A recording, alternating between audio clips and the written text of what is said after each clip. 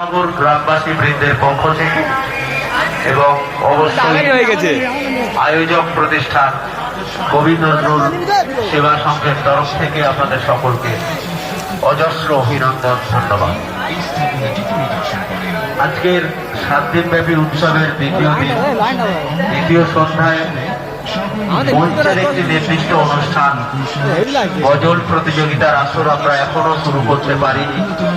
আমরা চেষ্টা চালিয়ে যাচ্ছি কিছুক্ষণ পরে যাতে উপস্থিত করা যায়।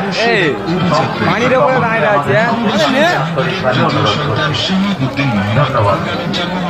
1592 সালের 5 জানুয়ারি, তখন অবশ্য জাহাঙ্গীর মুঘল বাদশাহ হয়ে ওঠেননি, তাই খুররামের জন্মের সময় তিনি যুবরাজ সেলিম নামে পরিচিত ছিলেন। তখন মুঘল সিংহাসনে আছেন সেলিমের পিতা সম্রাট আকবর। আকবরই তার নাতির নাম খুররাম রাখেন। 1605 সালে আকবরের মৃত্যুর আগ পর্যন্ত নিজ পিতামাতার বদলে সম্রাট দাদার সাথে বেশি সময় কাটিয়েছে খুররাম। দাদার মৃত্যুর 3 বছর পর একজন স্থানীয় বাজারে হাঁটছিলেন। 15 বছর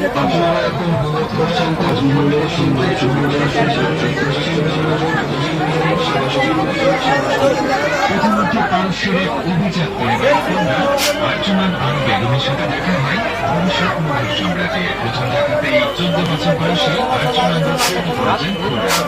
রাজদরবারে প্রধান জ্যোতিষের উপদেশ অনুযায়ী সুখী বের উপযুক্ত 9 মাসের জন্য 1612 সাল পর্যন্ত অপেক্ষার পর আর্জমানকে নিজ ঘরে নিয়ে আসেন খুররাম। তিনি আর্জমানদের নাম রাখেন মুমতাজ মহল।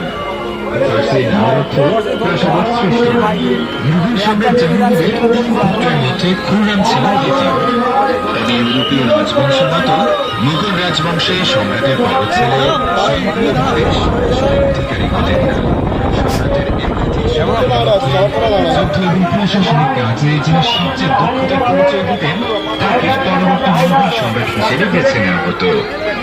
উচ্চাভিলাষী খুররাম তার কৈশোর থেকেই পরবর্তী মুঘল সম্রাট হবার স্বপ্ন দেখতেন। পিতা জাহাঙ্গীর